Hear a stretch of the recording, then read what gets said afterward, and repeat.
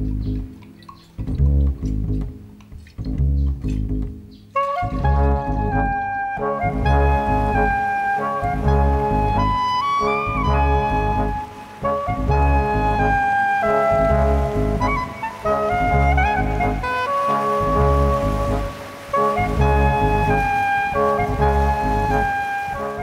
terroir des Banyuls et des Collioures est un vignoble entre mer et montagne qui s'étend sur 1700 hectares aux portes de l'Espagne, là où les Pyrénées se jettent dans la Méditerranée. Sur des pentes pouvant atteindre 45 degrés, une fine épaisseur de terre recouvre la roche-mère de schiste vieux de 500 millions d'années. Les vignes y plongent leurs racines jusqu'à 10 ou 15 mètres de profondeur et y puisent une minéralité caractéristique de ce terroir. Implantées en terrasse, elles sont soutenues par 6000 km de murettes en pierre sèche qui structurent tout le paysage et constituent un ingénieux système de conduite des eaux de pluie qui permet de lutter contre l'érosion. Des étés chauds et secs, des hivers doux et très ventés, des précipitations violentes aux équinoxes en font un vignoble extrême. Le Grenache, cépage roi de ce vignoble, donne naissance au célèbre vin doux naturel, d'appellation d'origine contrôlée Banyuls et Banyuls Grand Cru, ainsi qu'au vin d'appellation d'origine contrôlée Collioures, en rouge, rosé et blanc. La légende des grands Banyuls est une longue histoire, celle des hommes et des éléments qui se sont unis pour donner naissance à un vignoble et à des vins uniques au monde. Elle s'est construite à travers les siècles par la richesse des rencontres et la transmission des savoirs. Moi, le Sphinx, j'en suis le témoin privilégié et je suis là pour vous la raconter. À l'origine, il y a la mer, la montagne, le schiste, le soleil et le vent. Ce sont les personnages immuables. Et il y a aussi ceux qui passent et qui font l'histoire. Les Phéniciens et les Carthaginois, 6 siècles avant notre ère, ont implanté la vigne ici, et en particulier le généreux Grenache. Adapté à cette nature austère et aride, il est le personnage central de la légende. Puis les Grecs et les Romains, friands de ses produits, ont fait fructifier sa culture et ont développé les premiers l'art de la consommation des vins du cru, si riches qu'on les disait divins. Bien plus tard, au XIIIe siècle, ce sont les Templiers qui ont inspiré le réseau de murettes et de canalisations pour lutter contre l'érosion, façonnant une œuvre immense qui donna aux vignerons du cru le surnom de sculpteurs de montagne. À la même époque, Arnaud de Villeneuve rapporta des croisades le principe de la distillation et inventa la technique de mutage des vins à l'alcool. Alors que les anciens étaient obligés de faire macérer du miel et des épices dans les vins pour les faire voyager, ce qui modifiait leur goût, le mutage à l'alcool permit de les stabiliser et de conserver leurs arômes naturels même après de longs voyages. Le hasard des variations climatiques imposées aux vins sur les ponts des navires provoquait une oxydation des robes et des arômes, les rendant plus fins et plus complexes. Toujours plus appréciés, ils se firent une place de choix sur les tables de toutes les grandes cours d'Europe et d'Orient. C'est ainsi qu'une longue tradition d'élevage par l'oxydation commençait. En 1950, les vignerons coopérateurs du cru, soucieux de faire progresser la qualité et la notoriété de leurs vins, ont regroupé leurs moyens techniques de vinification et d'élevage. Ils ont ainsi donné naissance au cellier des Templiers, qui en près de 60 ans s'est imposé comme la référence incontournable des grands vins de Banyuls, Banyuls Grand Cru et Collioures. Aujourd'hui, le cellier des Templiers regroupe 750 vignerons. La cave les accompagne dans leur travail, définit les cahiers de charges de production, contrôle la conduite des vignes et oriente les raisins en fonction de leur qualité pour élaborer ces cuvées. Tout en préservant les traditions de ce cru plusieurs fois séculaire, le cellier des Templiers s'est tourné vers l'avenir. Je coupe au niveau du bourgeon et ensuite j'enlève tous les entrecœurs. Ça permet de consolider le sarment parce qu'ici il y a beaucoup de tramontane. Le climat est sec, très ensoleillé et avec le vent cela maintient un bon état sanitaire des vignes. Du coup, nous appliquons très peu de traitements phytosanitaires. Moi je suis un vigneron heureux parce que je me sens bien dans la nature au contact de mes vignes. Ça peut paraître rigolo, mais je leur parle. Après chaque tâche, je leur dis « à toi de travailler maintenant ». Vu tous les soins que j'amène à ces parcelles, ces parcelles me le rendent assez bien. Sur 550 hectares environ, le cellier des Templiers élabore des collioures rouges et rosés avec les cépages Grenache noir, Syrah, Carignan et Mourvèdre, et des collioures blancs à base de Grenache gris et blanc, de Roussanne, Marsanne et Vermentino. Sur ces parcelles, on passe 2 à 3 fois pour faire la vendange. Il faut trier car la qualité est à ce prix. Là, on est en train de cueillir le Grenache noir pour le collioure premium. C'est vraiment ce qu'on a de plus joli. Et ça se retrouve dans le vin. C'est un produit phare du cellier des Templiers. Les arômes et la texture tannique des collioures sont marqués par la minéralité qui leur vient du sol de schiste. Les faibles rendements et la maîtrise technique sont au service des fruits et du terroir. Tri manuel, fermentations à température régulée, rien n'est laissé au hasard. Entre vivacité et générosité, ces vins de Méditerranée et de garrigue, associés à vos mets de l'entrée au fromage, s'expriment tout en finesse.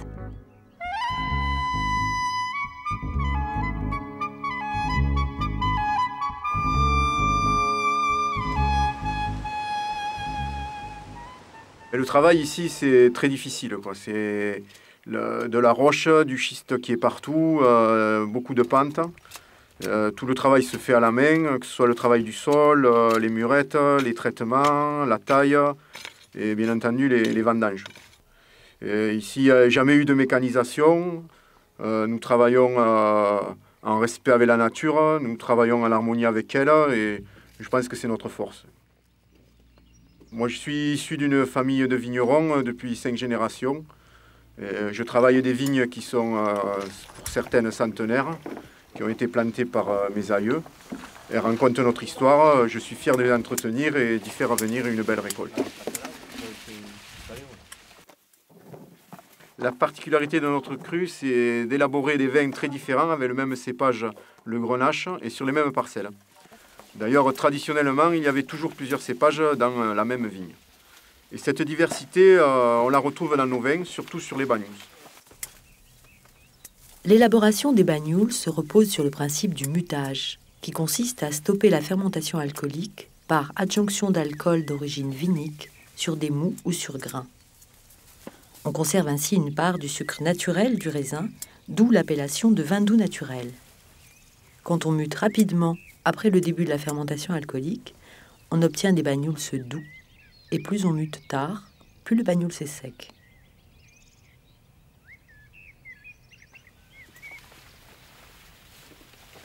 Notre génération, on a aussi élaboré des rimages et des Banyuls blancs qui restent sur le fruit et la fraîcheur et qui conviennent peut-être mieux aux nouvelles générations.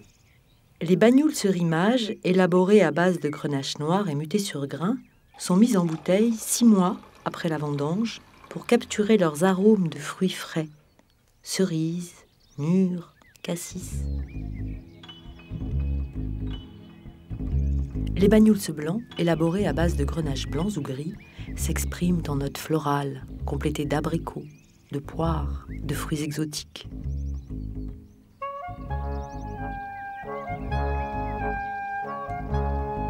Ces vins d'initiation au goût du terroir ont très récemment rejoint les Banyuls et Banyuls Grand Cru, issus de la grande tradition de l'élevage oxydatif.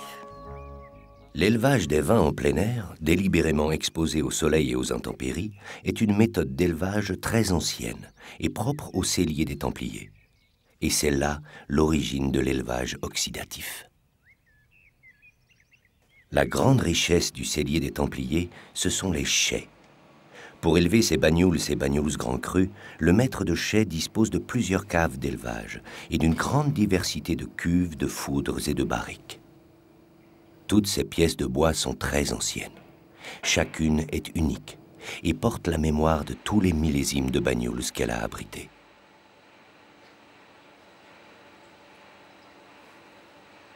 Pour moi, c'est comme un trésor. C'est grâce à cette grande diversité de contenants que je contrôle l'évolution de nos Banyuls. Je joue avec le temps et avec le caractère propre à chaque fût.